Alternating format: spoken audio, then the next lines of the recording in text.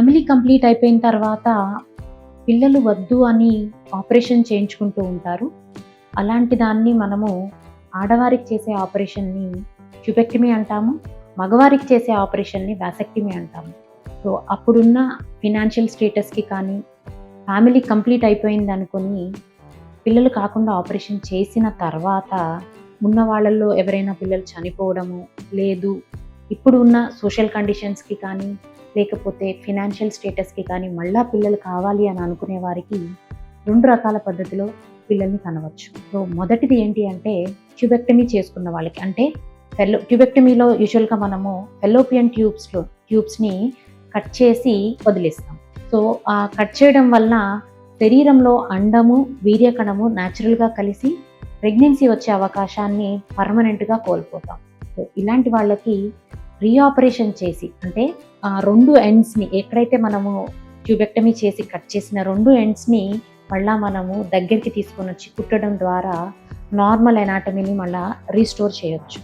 So, దీని success ఎంత ఉంటుంది? యూజువల్‌గా ట్యూబెక్టమీ రీకెనలైజేషన్ చేసిన వాళ్ళకి 50% సక్సెస్ అయ్యేదానికి అవకాశం ఉంటుంది. ఆ సక్సెస్ అనేది కట్ చేసినప్పుడు ఎంత ట్యూబ్ తీసేసామో, రిమైనింగ్ ట్యూబ్ ఎంత ఉంది ఆ లెంత్ మీద ఎక్కువ డిపెండ్ అయ్యేదానికి అవకాశం ఉంటుంది. దీనివల్ల అడ్వాంటేజెస్ ఉన్నాయి, డిసడ్వాంటేజెస్ ఉన్నాయి. సో, అడ్వాంటేజెస్ ఏంటి అంటే ఒక్కసారి ఆపరేషన్ చేసుకుంటే న్యాచురల్‌గా ప్రెగ్నెన్సీ వచ్చేదానికి ఎక్కువ అవకాశం ఉంటుంది. డిసడ్వాంటేజెస్ ఏంటి? దీనికోసం మళ్ళా మనం ఒకసారి ఆపరేషన్ చేసుకోవాలి.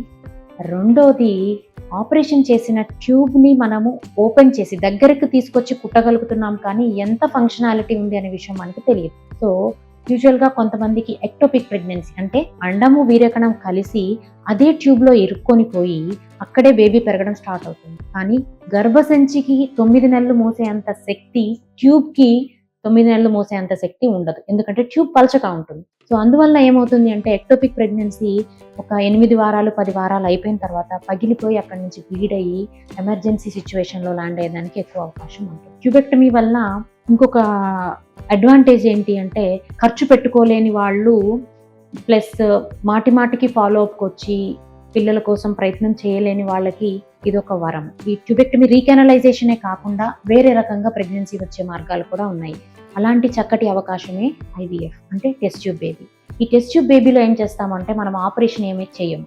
దీనిలో జస్ట్ మనం ఫెల్లోపియన్ ట్యూబ్లో ఎక్కడైతే బేబీ వీర్యకణము, అండము కలుస్తాయో ఆ పనిని మనము ల్యాబ్లో చేసి అక్కడ బేబీని తయారు చేసి బేబీ 5 రోజులు పెరిగిన తర్వాత బ్లాస్టోసిస్ట్ స్టేజ్కి వచ్చిన తర్వాత తీసుకెళ్ళి మనం గర్భసంచిలో కూర్చోబెడతాం.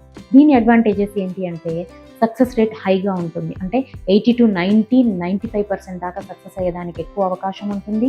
అలాగనే ఆపరేషన్ అవసరం పడదు. అంతేకాకుండా ఎక్టోపిక్ ప్రెగ్నెన్సీ వచ్చేదానికి చాలా తక్కువ అవకాశం ఉంటుంది.